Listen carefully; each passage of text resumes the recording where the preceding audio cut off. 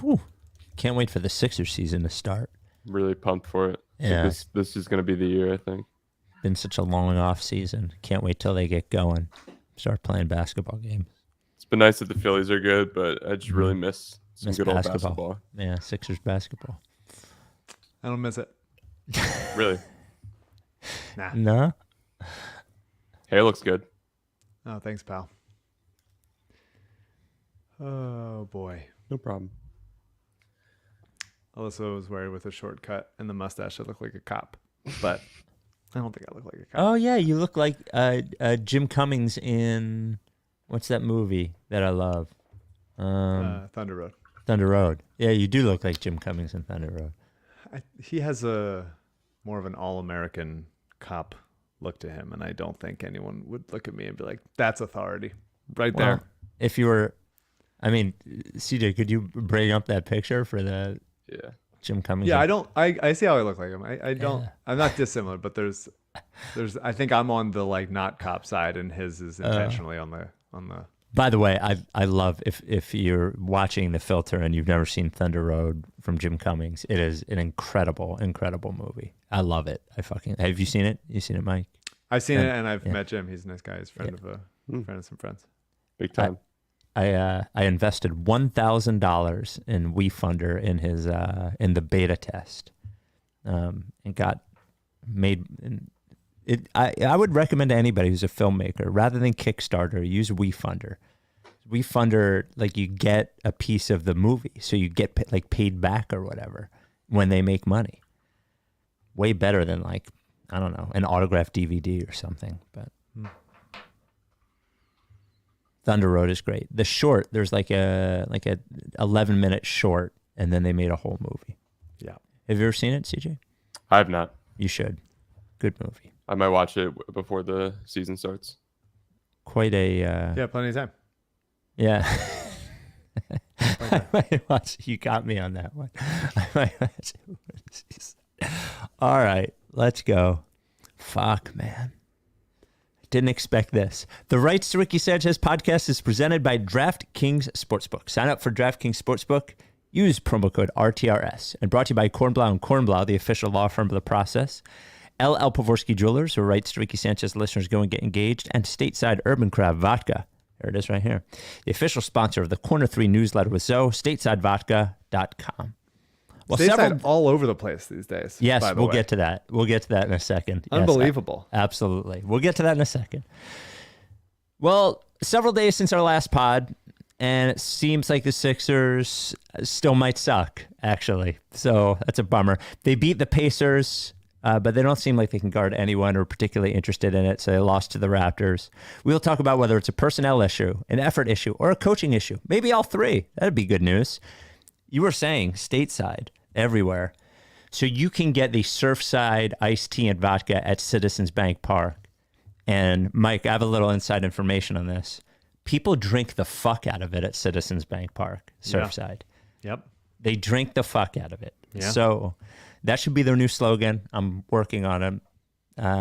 If you go to Citizens Bank Park for any of the games, you can get a Surfside iced tea and vodka, and you'll note that it's only 100 calories. It is only the right amount of sweetness, and there's no carbonation because there's no bubbles in iced tea. But man, people drinking it all over the place. Or my preference is right here, the normal Stateside vodka right here, just the straight up in the rocks glass. You can get it shipped anywhere in the country at the, just go to statesidevodka.com and pick the Passion Spirit store, or you can just use the regular Stateside store if you're in PA, New Jersey, or Delaware. Got to be 21 though. That's the rule. Without any further ado, Amos and the chef.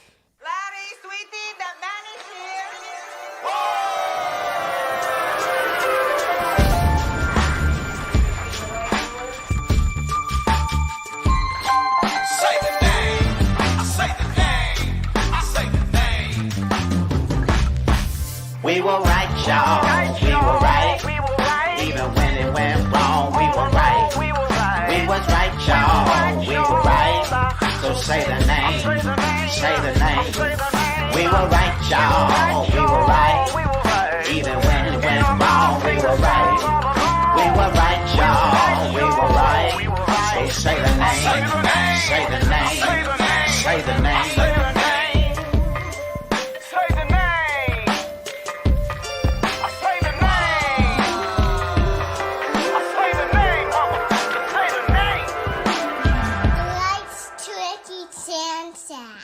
forever. Welcome to the Rights to Ricky Sanchez podcast. I'm Spike Eskin, along with a guy who is counting down the minutes to the start of Sixer season. That is one Mike Levin. Man. Right? Yep. Isn't it?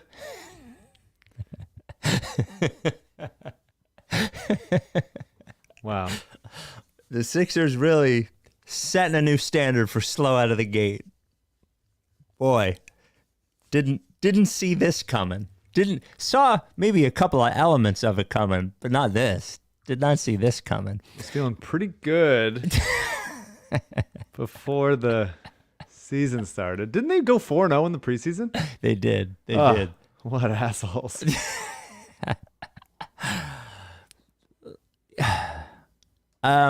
No. Somebody emailed us asking if the Sixers are quiet quitting to get Doc fired. And, you know, Very Joe Girardi-esque. yeah, here, let me just so the two loud, it seems to me, the three rather loud refrains going on are the fire Doc refrain, the play Matisse Thybulle refrain, which seems crazy to me, and the blaming PJ Tucker refrain.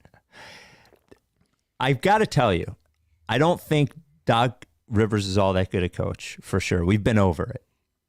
But when you see offensive possessions like they have sometimes, where they're all just sort of like doing their own thing for a moment, and you see both defensive transition opportunities and straight up defense opportunities where they're personnel challenged in some ways, for sure, but when they're just straight up not trying, I've got to say, you got to have a little bit of personal pride for yourself and for your teammates and for the job that you're supposed to be doing. And they don't need Doc Rivers to tell them how to run a normal offensive set. It's not Doc Rivers going, everybody stand still and look at each other for a little bit. Or it's not Doc Rivers going, don't get back on defense, or don't try, or just wave your arms up as the ball's coming behind you. They're straight up effort wise. It's just dog shit, man. It's dog shit from everybody. From Embiid defensively, it's dog shit.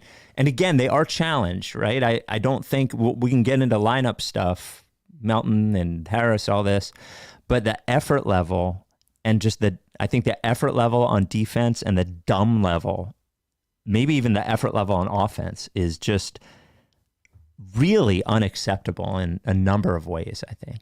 Doc or no Doc. Yeah, to me, it's the defense is numbers 1, 2, 3, Yeah. 7, a million. Yeah. It's a real embarrassing situation, and I've said that a lot on this podcast. There's been a lot of embarrassing situations. I've been embarrassed quite a few times. The bar is high. Shamed, Yeah. shamed by myself. Yeah. It's guys falling asleep off ball over and over again, ball watching, not matching up quickly enough in transition. There's always someone at some point that seems lost on defense. Mm-hmm. Someone lost. Someone on the other team is always open. Yep. In transition, usually it's someone right under the basket is wide open. And Harden or Maxey or Tobias is covering the guy with the ball. And there's a guy behind them right under the basket that is wide open. And they're just oh, fuck, nobody else was here. It was a 2-on-1, didn't even realize. And it's been a problem for all of Joel's career, that kind of stuff. The transition specifically, but hard to find a time that they looked this bad defensively, this confused defensively, this bad at communicating and knowing whose guy is who. And it is pretty baffling how often it happens. And it's so frustrating when on the other end, and the offense doesn't look as good as it should. And the fact that they have at least by offensive rating, the 10th best offense in the league right now, and playing this bad indicates that that will go up when they fucking get it together. But it's so hard for the Sixers to get a good shot to get an open shot, to get a shot at the rim.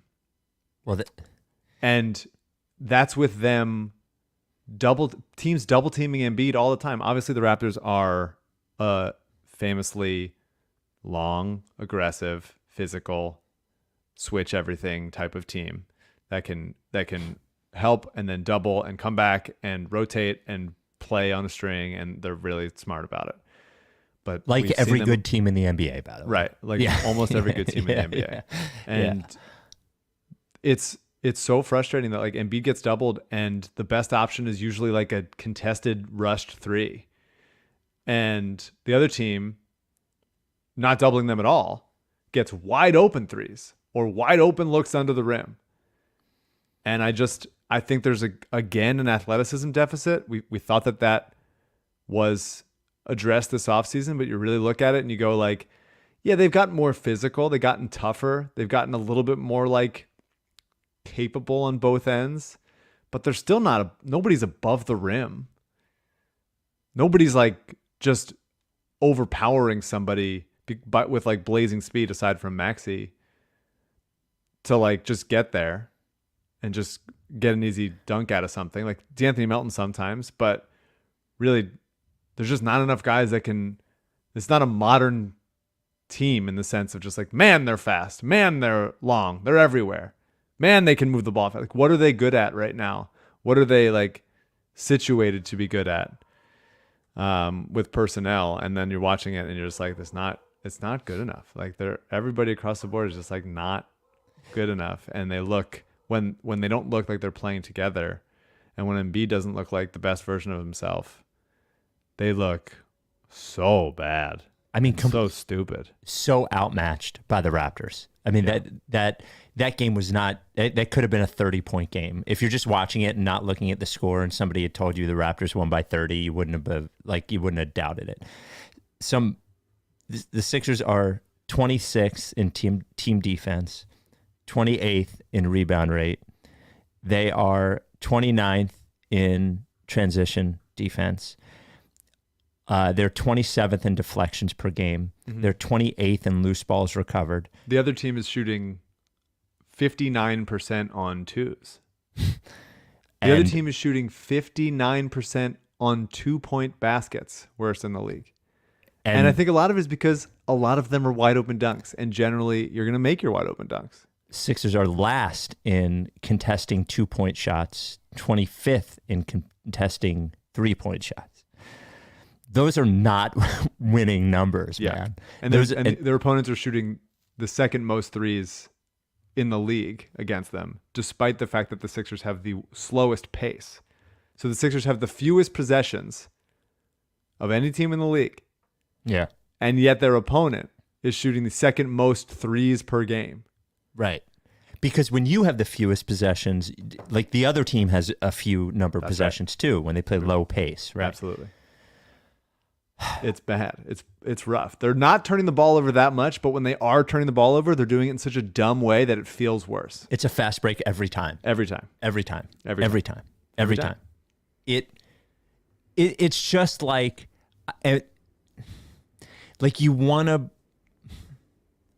I do think that effort and these things are on some level on the coach, but they're not really on the coach. Like you can't, all the players, especially the meaningful ones, Harden and Embiid, come into the year talking about what a great offseason they had and their high hopes and then just come on and fucking just dog it.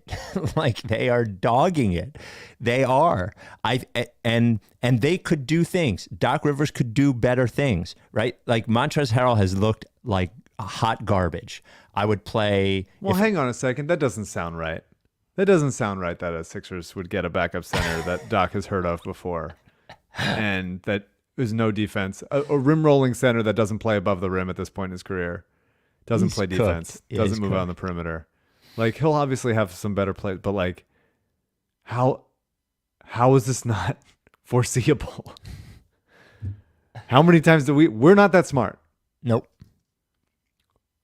The Sixers defense is bad. Yep. And the main thing you need when Joel Embiid, one of the best defensive centers, who is not playing like that, one of the best defensive centers thus far this season. He's playing bad. But he will get there. Maybe. When he's not on the court, you need defense. And who do you get?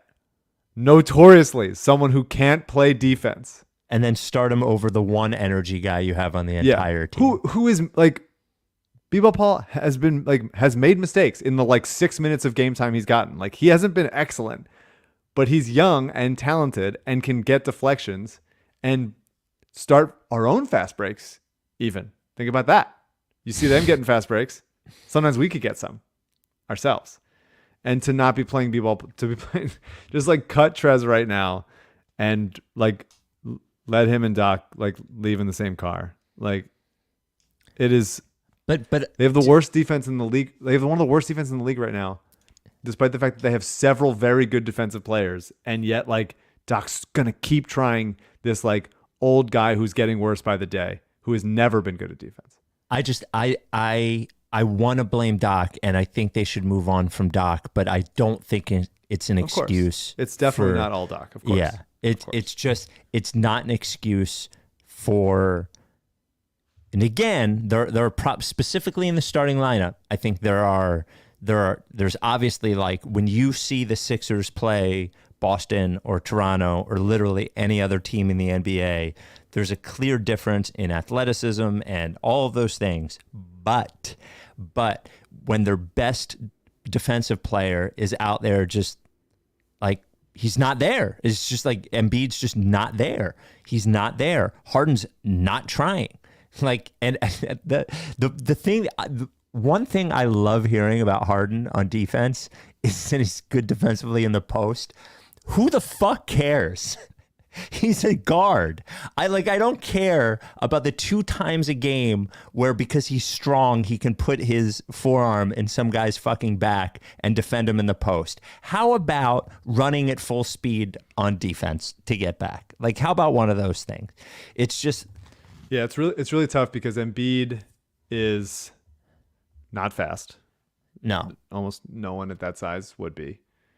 And when he's having to battle offensively and finish around the rim and fight for offensive rebounds or whatever, especially against teams like Toronto, his guy is just going to leak out. And all of a sudden it's a clear Precious Achiuwa, Scotty Barnes 2-on-1 with Harden back. And you're well, that's not good. Nothing good there. To be that bad at offensive rebounding, as the Sixers are and have been for years, that bad at offensive rebounding and that bad at transition defense is a clear.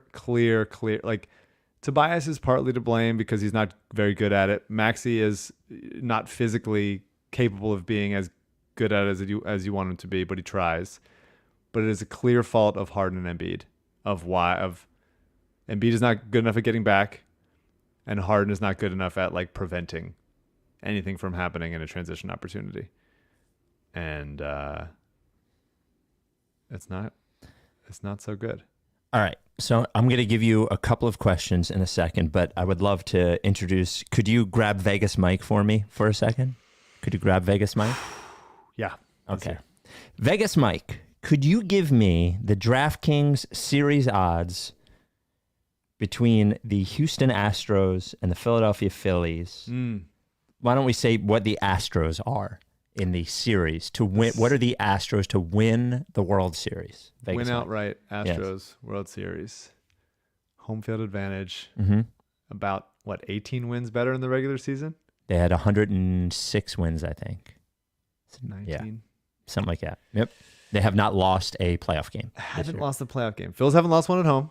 They haven't. Something's got to give there. I will say Astros minus 260. Whoa, that would have been enormous. No, minus 185. Oh, yeah, right, that's some respect to. I mean, if they open about the same against the Yankees, and then it went quickly to minus 210. But this one hasn't moved really at all, as far as I can see. I think Vegas scared of whatever the fuck the Phillies got on, and right. Yep. I can't blame them because nobody knows. I don't know. Vegas Mike doesn't know. DraftKings. No, I was fooled. We were proud to say that we will be with DraftKings for a much longer time, as DraftKings remains the presenting sponsor of the Rights to Ricky Sanchez podcast. Huge supporters of everything we do. Very happy to have DraftKings as the presenting sponsor. So welcome, I would say back, but they've been with us for like 4 years now, something like that, 3-4 years, whatever. Thank you, DraftKings. Happy to have you. Proud to be a DraftKings pod. Proud to be the official sponsor of Vegas Mike. They are an official sports betting partner of the NFL. Right now, if you're a new customer, I can't believe you'd be new at this point, but if you are, use code RTRS. You bet $5 on any NFL team to win, you get $200 in free bets. That's $5 on any NFL team to win, get $200 in free bets. I haven't even looked at the Eagles line. What are they, 8? Wow, 10.5. Yikes. How about that against the Steelers?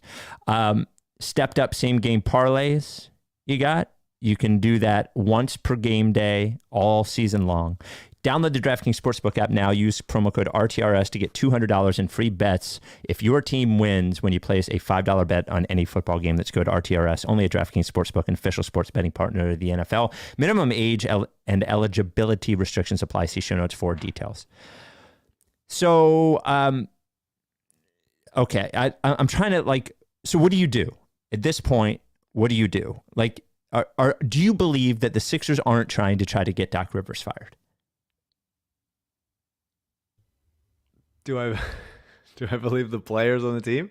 Yes. Are trying to get the coach fired? Yeah. Do you believe that they're quiet quitting to get the coach fired? And someone mentioned to me on Twitter that because remember, Ben Simmons wanted Ty Lue. He was a clutch guy at the time. And they said that Embiid wanted Doc Rivers, but that is not true. Embiid wanted D'Antoni. Correct. Yeah. Right. Do you think they're trying to get him fired? No. Okay. Why do you think they're playing this way? It is a difficult conversation to have, to be like, are they losers? No, I don't think that they're losers. I don't think that the collection of teams and the jerseys and the city air and all that stuff. I think, unfortunately, and I don't like having this conversation. It's not a pleasant thing to think. Embiid needs to be so good to be good. Embiid can't just be like, he can't, unlike Jahlil Okafor, roll out of bed 20 and 10 and be very good. He has to be like fully engaged, fully, healthy on the Embiid scale, and guys have to be playing well around him. Things have to be going good. And right now he doesn't look good. His offensively he looked mostly fine in Toronto. Made some stupid plays, but he looked pretty good. Had a couple nice things. Yeah, definitely pretty good. But his whole career, man, we've been trying to find a way to be like, how can we make it easier on Embiid? How can we get easier buckets for Embiid? How can we lessen the load on him? How can we can he carry the defense and not have to worry about the offense as much, or the reverse, anything? And it's just you look at the best players in this league, and it just feels like it's harder for Embiid than it is for them. And if I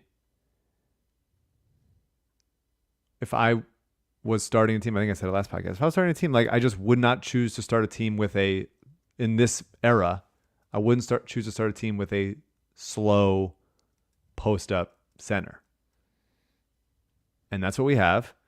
I think it is way, way, way easier to find a fucking, even though the Sixers haven't done it ever, way easier to find a suitable screen and roll center, a better version. Honestly, my whole life I've been fucking wanting a better version of Aaron Baines, who just bangs and screens and rolls and never needs the ball, never tries to do anything too much, will shoot a corner three, and that's it.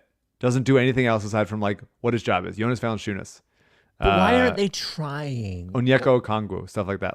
I think that, and I think Embiid it's hard to run your offense and defense through one guy that has absorbed a lot of injuries and is slow, and now is the foot thing and all that stuff. And I think it's just everyone's waiting for him to just kind of figure it out.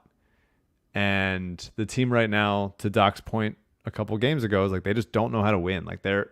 you look at the box score and you're like, okay, good. They, some people played well and some people didn't, and that happens sometimes, but they didn't win.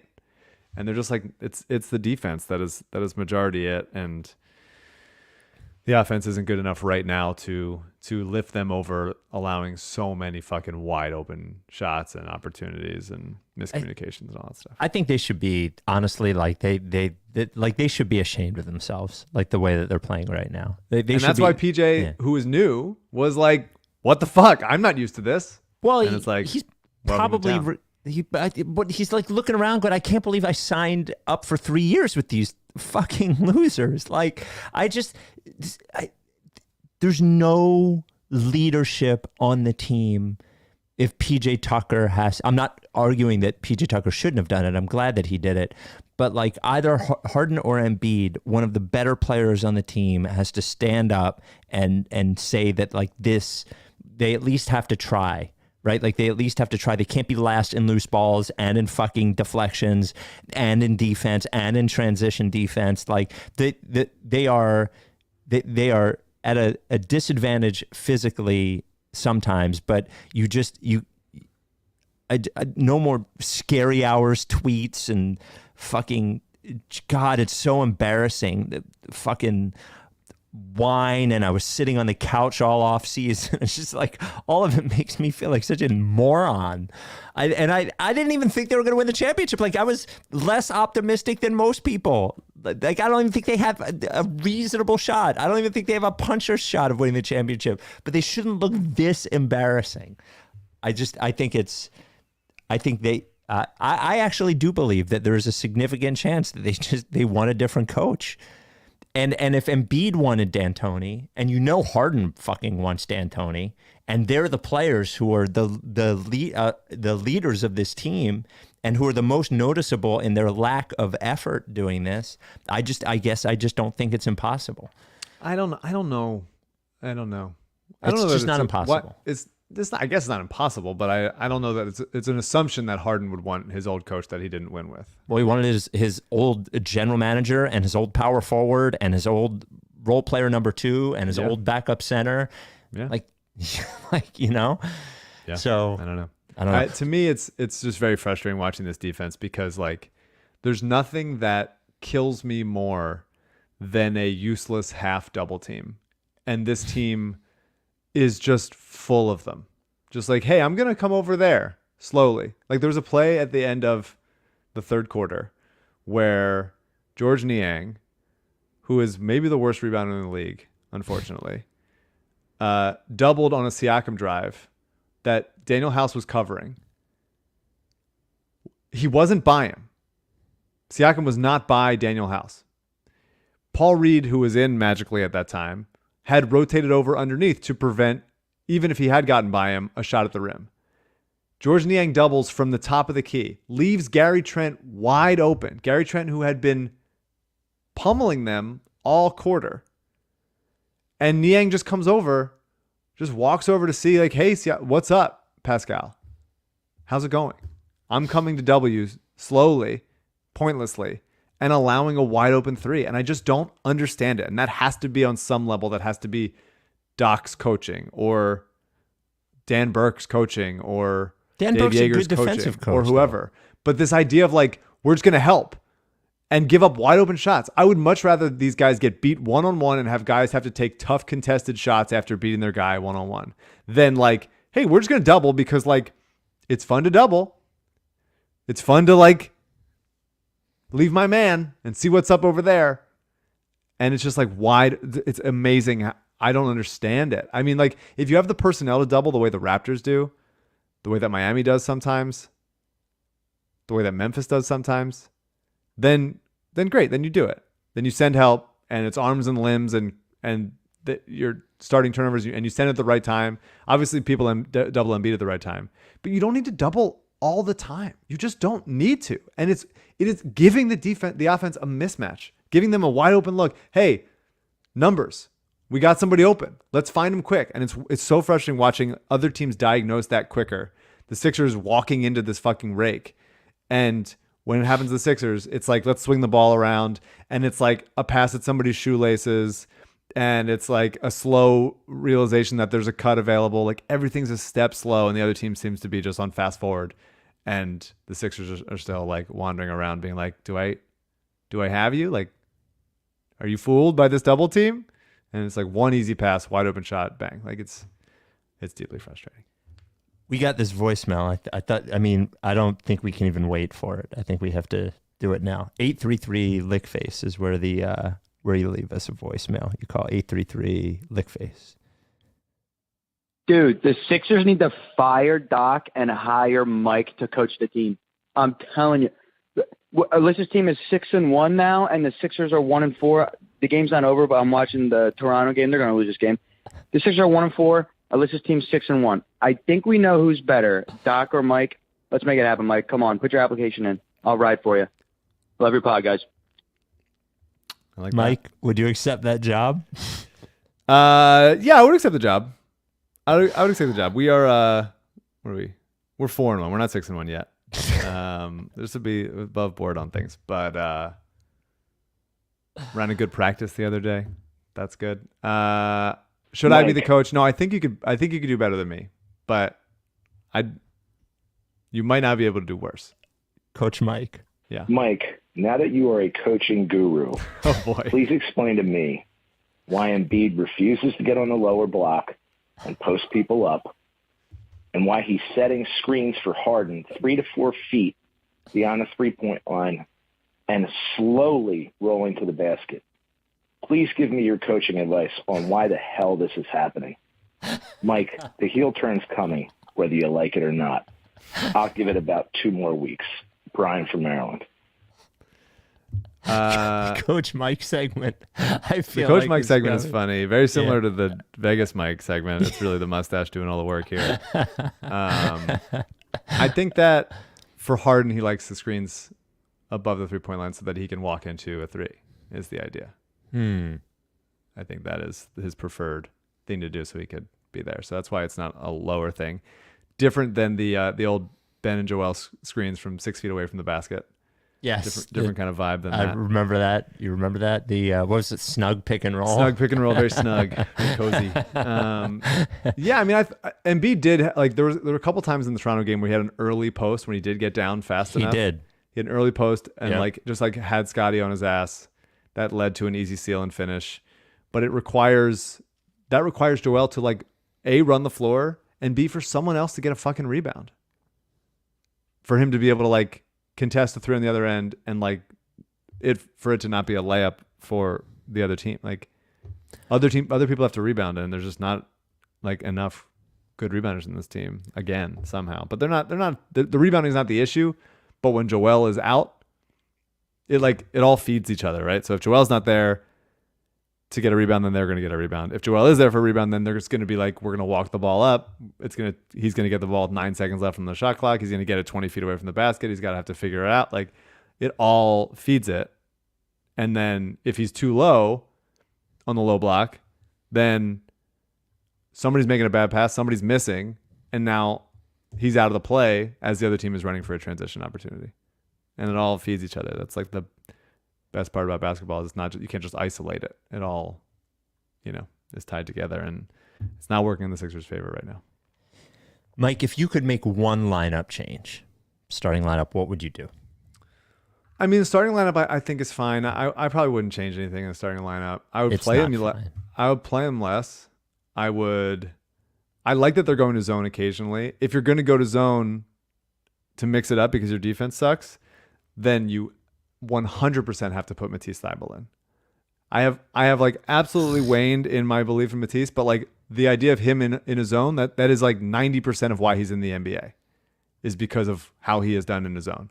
So there's no reason to be like, okay, it's Tobias and Harden in a zone. Like they're not gonna deflect anything. They're not gonna get in the way of anything. They have yeah. I would. They should have Harris come off the bench and start Melton. I don't think Matisse is the answer in any way. But like something, try anything. One and what are they? 1-3 right now? 1-4, buddy. 1-4. Yeah, 1-4. Looking bad. I mean, 3 of those losses are to good teams. One of them was by like a bucket. So they could easily be not that, but they are. They fucking are. They're 1-4. They should be embarrassed. I'm embarrassed to do a podcast again.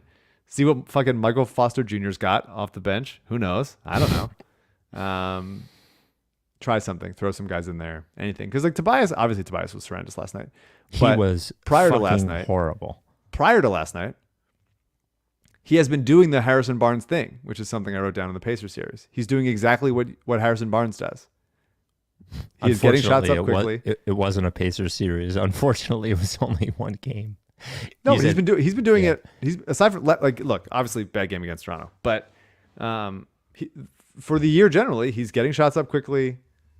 He's doing what he's got to do. This is not his fault. He's not perfectly suited to this, but like he's doing the Harrison Barnes thing that, you and other people have been asking, say would be like, this is the ideal. Ideally, Harrison Barnes would be in this role type of thing. And he's doing it.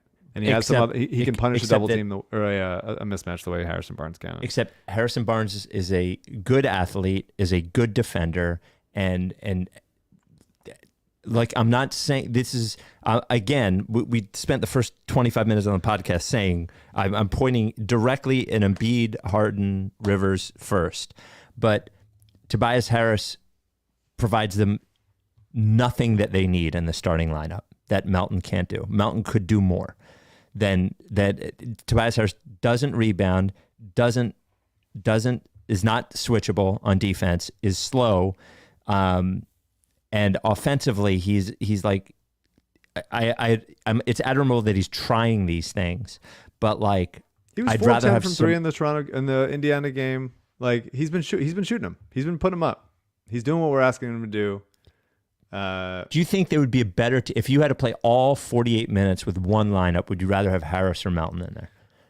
I mean, I definitely wouldn't want to do that for 48 minutes. Anybody, but if you had to do one, I mean, I guess if we're doing all of them, I guess Melton. I'm a big Melton guy. He's been good. He's been way better the past two games. Was doing catch and shoot. Was creating havoc on D. Had 3 steals. Showed some athleticism with the ball in his hands. Got to the rim. Like let him rip quick. Like he's been good lately the past 2 games. But yeah, they just need to play better defense. They need to communicate. They need to not be lost. They need to not be slow. And I think it truly starts with the fact that Harden and Embiid, yes, I agree, are 2 of the slower players in the league at this point, and have levels of investment on either end that they sometimes, activity comes and goes. I want to get to a Maxi thing in a second. Kornblau Kornblau is the official law firm of the process. Now can represent you in New York, by the way. PA, New Jersey, and New York. So if you've been injured in any way, whether it's whether you suspect medical malpractice or injured at work or car accident or slip and fall or any of those things, Kornblau Kornblau. And I know you see advertisements for personal injury lawyers all the time, but most of them, you're not getting the person that you see on the billboard, that dipshit on the billboard on 95. You're not getting that person. You're getting basically, that person might not even be in Pennsylvania. You're getting a referral service. There's nothing personal about that. And this is a personal decision, right? That this personal injury losses could take years. You need somebody you can trust. You need Adam Kornblau. Kornblau and Kornblau. The other Kornblau is his mom. There's several other Kornblaus there. They've been there for 4 decades. They have some of the biggest medical malpractice results in all of southeastern PA. They have offices everywhere, but they will come to you if need be, or you could do it on Zoom, whatever it is. And he's helped so many of our listeners with non-personal injury things, give you advice, whatever. He's the only lawyer you need is Kornblau. If you think you might have a case, this is the only person you can reach out to. It doesn't cost you anything. 215-576-7200. Ask for Adam or email Kornblau@Kornblau and Kornblau.com. Kornblau is spelled Kornblau. Kornblau Kornblau, the official law firm of the process. I have to say, Maxey looked fucking great offensively against the Raptors. Yeah, he's the man. Yeah, I mean, for as good as he's been, it seemed like a lot of his offensive drives to the basket had to come in transition. But against Toronto, it was like the first game this year where I saw him attacking the basket better in the half court.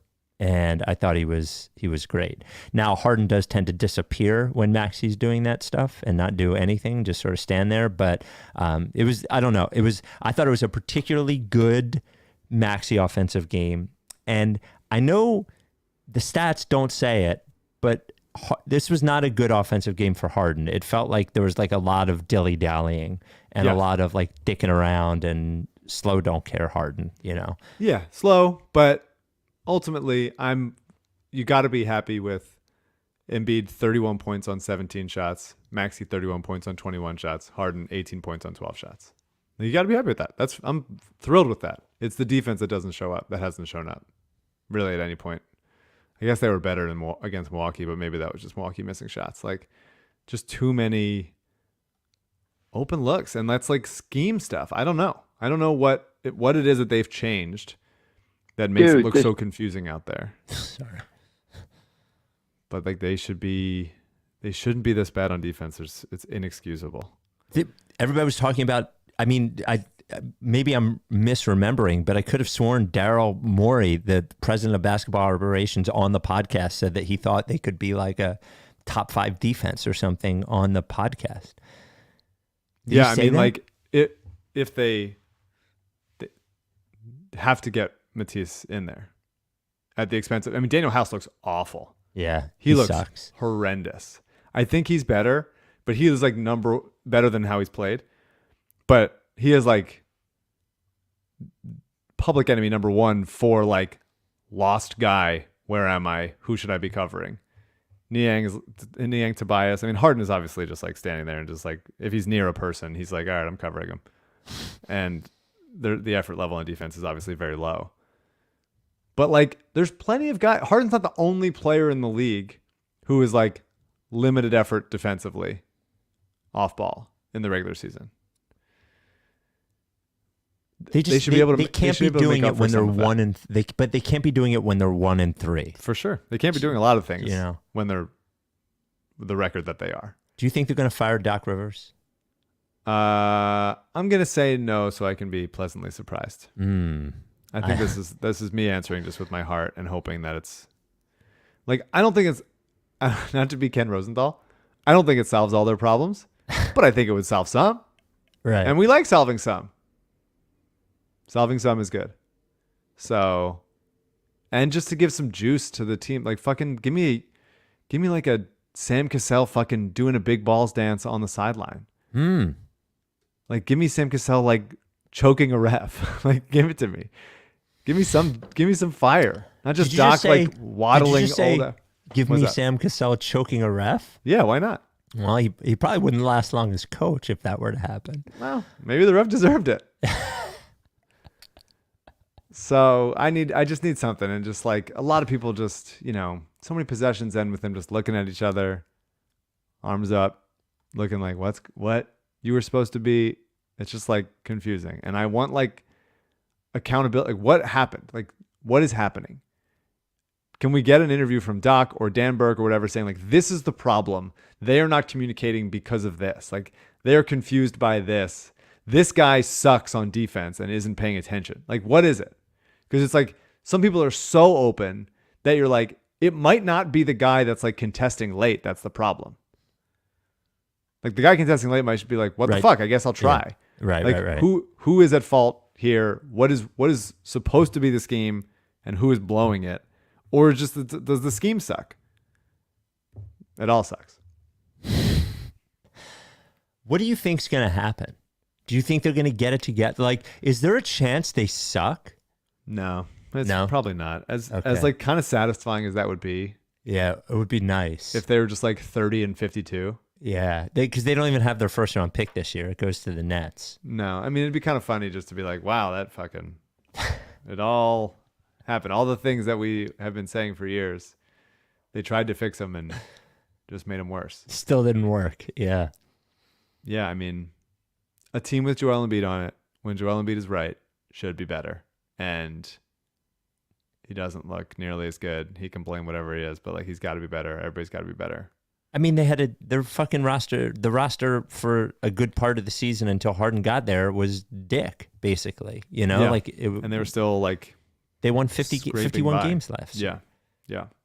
I did like there was a play last night in the Toronto game where like Joel caught a pass off a cut from Melton, and I'm like, that'd be nice to see, like Joel going to the rim and finding it, whether it's off of rolls or off of just like cutting from there, like. For him to be able to have the ball for less time so that the other team has less time to adjust to it, and Embiid doesn't have to like dribble from 40 feet out, it'd be nice to get like other ways for him to get involved and the ball moving and stuff. It wasn't very good. Also, how many times is Joel going to get hit in the fucking face in Toronto? How many times? They just they look so fucking slow against these teams, man. Yeah. Against Toronto and Boston. And that bears out. There's just the numbers. They're not winning 4 out of 7 against either of those teams, man. Yeah. They're not. I would try to just like let Maxey go in transition every single time. Just doesn't run matter as how many fast people as are they back. can. Yeah. Just go for it. Before we get to the anything else from these games, before we get to the other stuff. So many wide open shots. Yeah. Like 4 guys helped on a Fred VanVleet drive. Fred VanVleet's good, but he's not that good. Michael Jordan. He's not like going to dunk over 4 people. You don't have to help. If Fred VanVleet takes a like leaning contested 16-footer, that's fine. God bless him. We don't always need to help. They want you to help. They want you to help. Don't help. Defend your fucking guy in front of you. Stay home. And don't allow wide open threes. If the shot clock's at 2, then yeah, go help. Go get in there. Go hang out with your friends. But just doing it early, they're begging for it. Yeah, we don't have to do anything. We take 2 dribbles, somebody helps, and then it's a wide open three. It's like not hard. And they're not slow enough to contest hard. And that's why at least I'd be like, all right, well, at least in this dumbass scheme or whatever the fuck, at least Matisse can recover and get a hand up. Try it. Something. Anything. Well, sometimes it makes you feel good to watch somebody else suffering. Mike, I wonder if you saw and heard the Kyrie Irving shoot at Ben moment with Ben Simmons.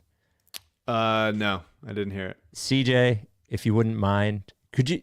I don't know if you could make it louder. Sometimes the videos when we play them are a little low. I don't know if there's any way to make them louder. But this was in the Nets game against the Bucks, and there was a fast break, and Kyrie Irving led right into the lane, passed it back to Ben, and you can watch and listen.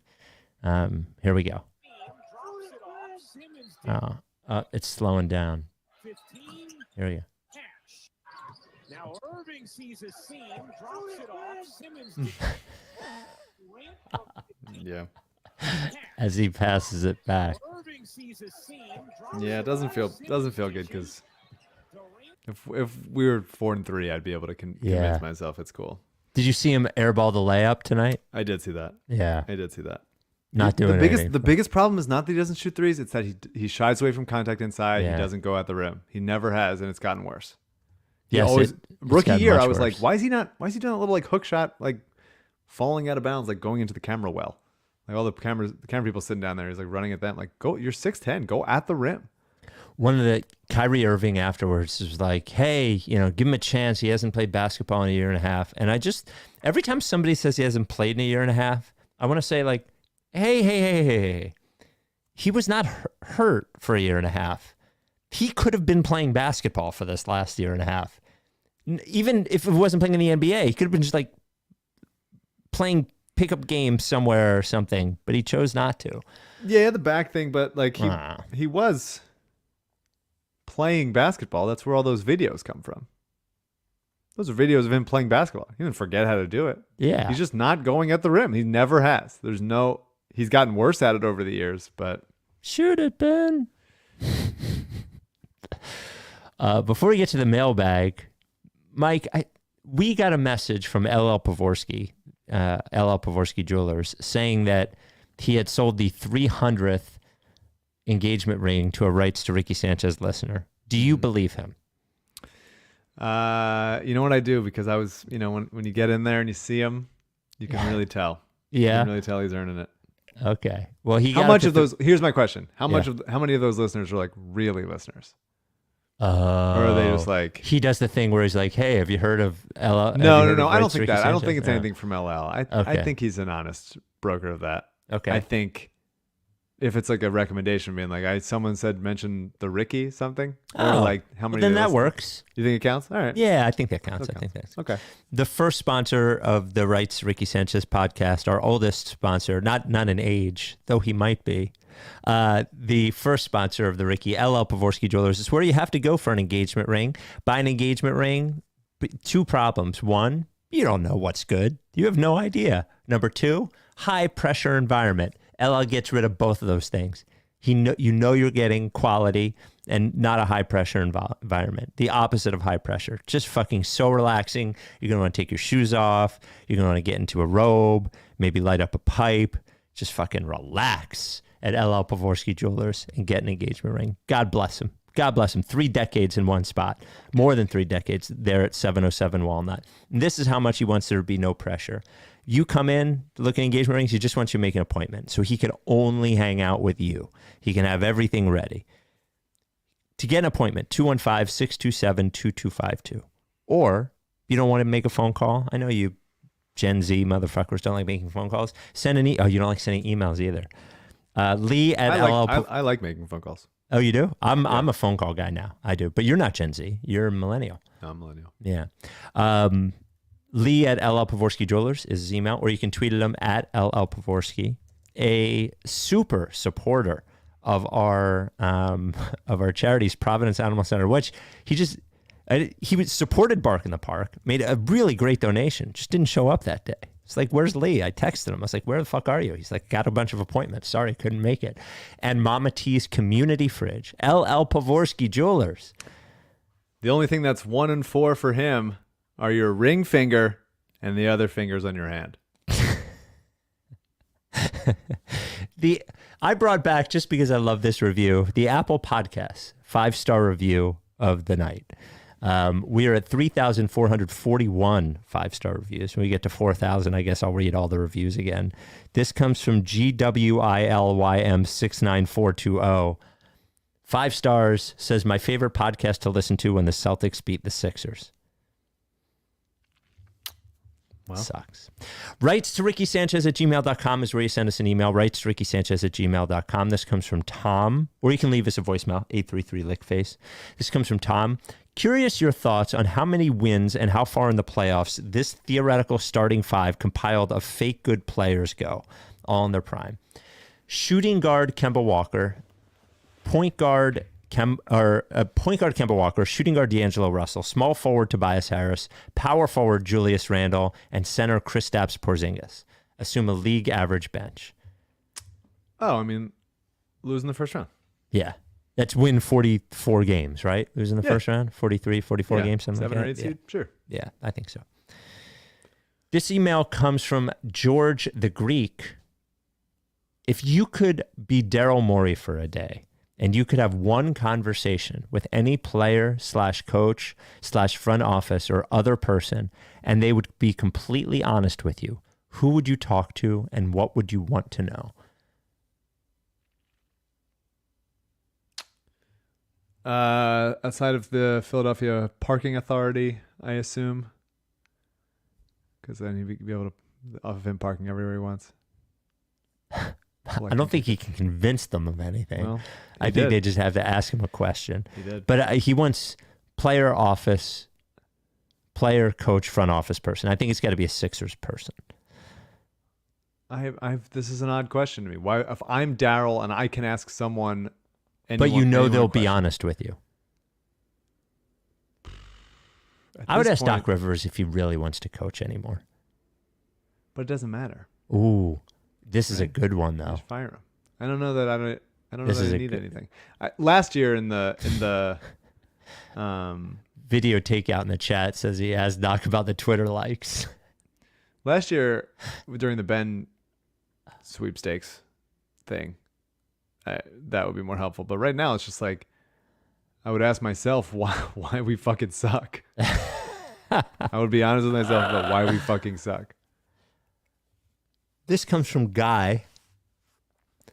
Rights to Ricky Sanchez at gmail.com. Both Paul and Montrezl Harrell have their issues in the court.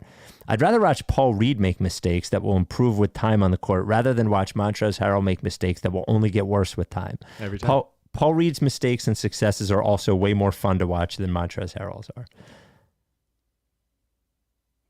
No question. Yeah. This comes from Bill. Hey, guys. I'm a longtime fan of the podcast and a longer time fan of Embiid. I agree with Mike that Embiid is in a lot of ways the most human of superstars, not only because of the way he operates and communicates with the fans, but also in the way that his woes in life are a very everyman combination of tough luck and self-destruction. If you're looking to discuss something other than current season angst, I'd like to revisit one thing from last year. When Siakam elbowed Embiid, a lot of people took grief for it. Doc, Siakam, the Raptors fans and announcers, but I thought a lot of the blame was on Embiid himself. Why contest the drive when you're up 20 plus? The way I saw it, he was caught up in the moment and the showboating, lost focus, and put himself in harm's way for no good reason. This is Embiid to me. It sometimes comes across as immaturity, but I think it's more that he runs on his emotions, which is part of why he's loved, but is a weakness and does impact his ability to be a leader. Yeah, he runs on emotions, but like it's also like if he didn't contest the drive and gave up wide open dunk, there would be questioning him there. Not in that situation, I don't think so. There was still like 4 minutes left, 3 minutes left in the game. Like it wasn't 40 seconds. I don't agree with that at all. I think he shouldn't have been in the game. I think Embiid, like off of that, Embiid has the hardest time. This is the point I made last podcast that I think you got upset about. I was giving him too much credit or whatever, or cutting him too much slack. I just think like I got upset about? I think you were just like, I'm being too nice to Embiid or whatever it is. Okay. I think it's like when he doesn't try, he can't like go 90%. He either goes 100% and he like is falling down and hurting himself and getting winded too quickly and not at the right times and it doesn't matter and blah, blah, blah. Or he's going like lumbering 60% and he's still like doing okay and whatever, but it's just like everyone's doing like armchair psychologist of what's going on. And for the most part, I think that's because of his size. I think it's because of his size. Like who's an example of if OG Anunoby is going 80%, like you're watching him, you're like, all right, yeah, he looks good. He's doing stuff. He's not like going balls to the wall. But because of Embiid's size, it is very clear when he is and is not playing at the like height of his power. And I think other guys, it's not like that. And Jokic is just a more fluid offensive player, so like he can make things look good, whereas Embiid has a tougher time. And when he's like, a little out of sorts, that's kind of how I feel about it. And so it's like people give him crap for not being, always engaged. And I think if he just like let up an open dunk to Siakam or whatever, it wasn't like he was contesting from 40 feet away or like running over to. It was just like it was a one-on-one play. He just like got him in the face. It just sucked. I do think you're making excuses for him. To a certain extent. It is, he's too big to play hard and like. But he does play hard. I think he's just like that's part of what makes him like so human. And watching him, you can feel like you're like into his mindset as you watch him. And I might be wrong, but that's how I feel as I watch him. Of like, I can tell what he's going through, or that he's going through something, or that he's trying to do this or that. And it's like holding himself back or pushing himself too far and like going like, in the initial Toronto series or at the end of some Boston series here and there. Like, yeah, I just think like it doesn't come easy to him is kind of how I'm saying it. Some things do obviously, but it doesn't look easy for him.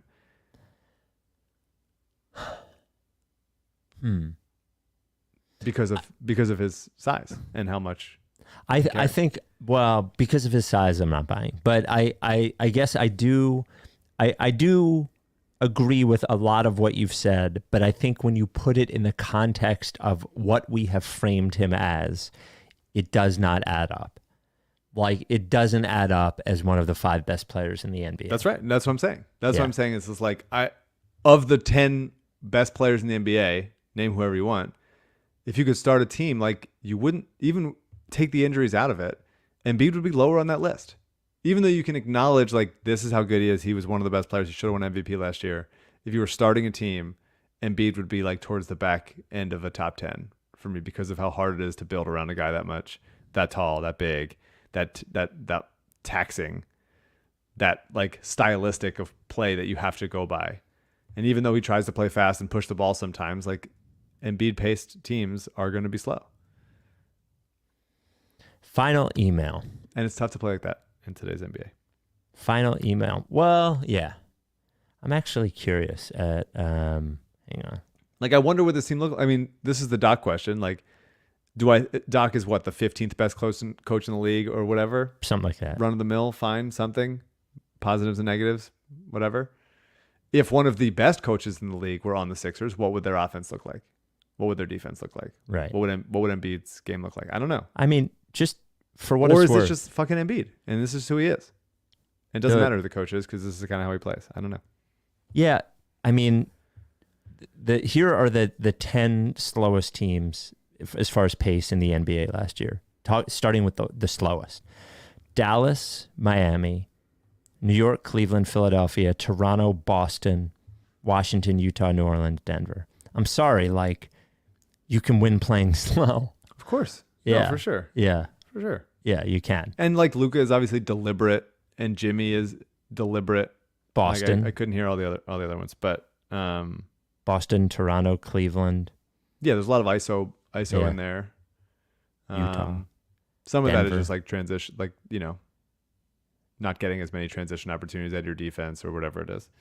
And usually, like, the bad teams are playing fast because they're turning the ball over and just running, and they're young and athletic and all that stuff. There's a lot of, the process Sixers were high in pace a couple of those years.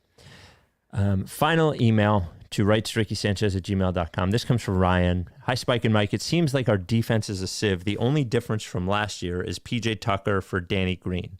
Did we pay $30 million for an alleged defensive savant and downgrade defensively? No, Something seems very off. No, PJ Tucker's a better defender than Danny. It's defense is like about like cohesion. Yeah. He can't do it all himself. No. Yeah. He's a better defender than Danny is right now, for sure. Maybe he's worse at off-ball stuff. I guess you could argue that Danny is better. Danny at gets his hands in there, deflection. Or Danny is willing to do that more, and PJ is more of like a stay home, one-on-one. Like, I know my assignment. I'm not going to let up anything easy out of it. But yeah, I mean, this is a cohesion problem. This is obviously not a PJ Tucker is not as good as we thought he was problem. Would you consider shaving the mustache to turn things around for the Sixers? Well, the mustache has helped the Phillies and Eagles quite a bit, Spike. Okay, I can't argue that. I can't argue that. Unfortunately, you don't do a Phillies or Eagles podcast, so I don't know if it can be. We could do a Phillies podcast. Bobby Abreu. So now it's a Phillies podcast because you mentioned Bobby. Bobby, I've said Bobby Abreu more than many Sixers. That's a good point. So we will be back on Sunday, and there will have been 2 World Series games played by then. Mike, any predictions? First 2 games played in Houston. First game is Nola versus Verlander on Friday night. Would love a split. Hold on, let me look at the DraftKings odds for Game 1. Hold on. Game 1 are... It's exciting stuff. The Astros are minus 165. Disgusted that they've waited that there was this built-in break. Yeah. Because of the other series ending early. But, like, adjust. Why lock it in like this? This is stupid. All the momentum is gone. Well, I think they're trying to work around the NFL. And by starting on Friday and then skipping Sunday, you miss Thursday night football and Sunday night football. For sure, but I mean, Thursday night football, come on. More people will watch it than the World Series. All right, then go Wednesday, Friday, Saturday. Oh, like the okay. Monday. Like then just do that, I guess. I don't know. It's just like there's 5 days between series. It's a because lot. you're just like we're locking it in and that we can't adjust from there. It As is a if like lot. times don't get moved because of a fucking rain out in baseball all the time. And we're getting further into the winter, so the weather will become worse. So pitchers fucking throwing wild pitches 3 in an inning. It's just dumb. It's dumb. All right. We will talk to you Sunday. Hopefully the Sixers are playing. So the Sixers have Toronto again, and then they play somebody else, and then they play the Wizards twice, right? The Bulls Toronto on Saturday. Yeah, Toronto, the Bulls, and then 2 more against the Wizards. 2 against the Wizards, rather. I need 3 or 4. Yeah. Ugh, that means they'll lose to the Raptors and then just win the next 3. Oh, another loss is going to be a lot, man. 1 and 5 would be tough. 1 and 5 would be tough. All right, we'll talk to you Sunday. Are you done with TTP? Yeah, like face.